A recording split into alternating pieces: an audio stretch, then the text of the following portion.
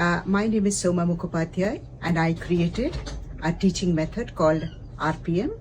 It's an education method where children are learning.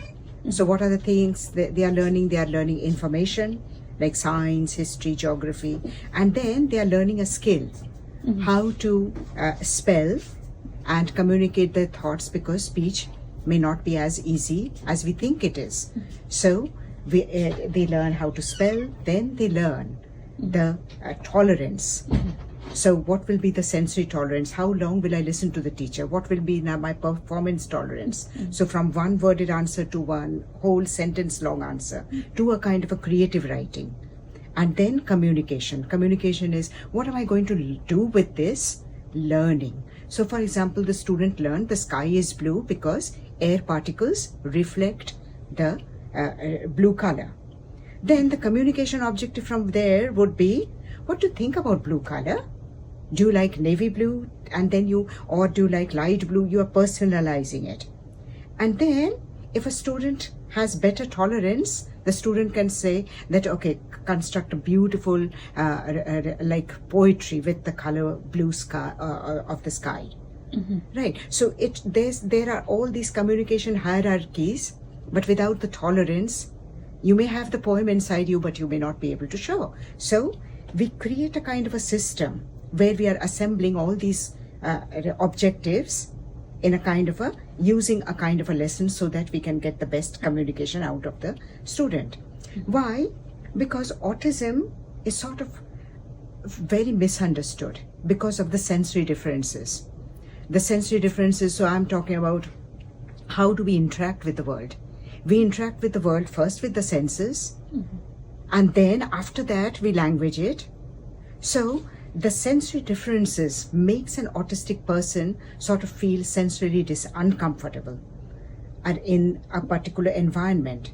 And there are they create these kinds of sensory bubbles in which they sort of feel comfortable, which we call stims.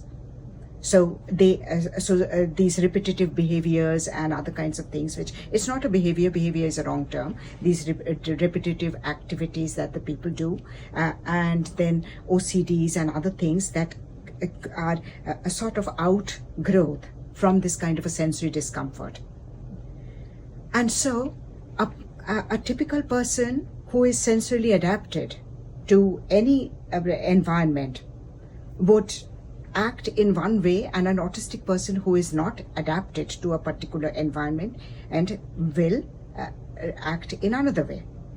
So that differences makes autism sort of misunderstood, because people try to juxtapose everything based on how they are acting and how they are interacting with the environment. Now, if the parent accepts autism and accepts the difference and realizes that this child can be taught and this child can communicate, then that parent is automatically going to do everything correct around that child. Now, if that parent sits over there and waits for other typical like activities and other things to grow, then they'll wait for a long time, because there are no other therapies, because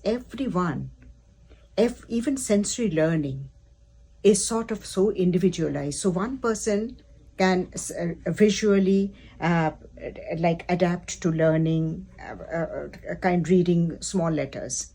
Another person may take a little longer time to do that.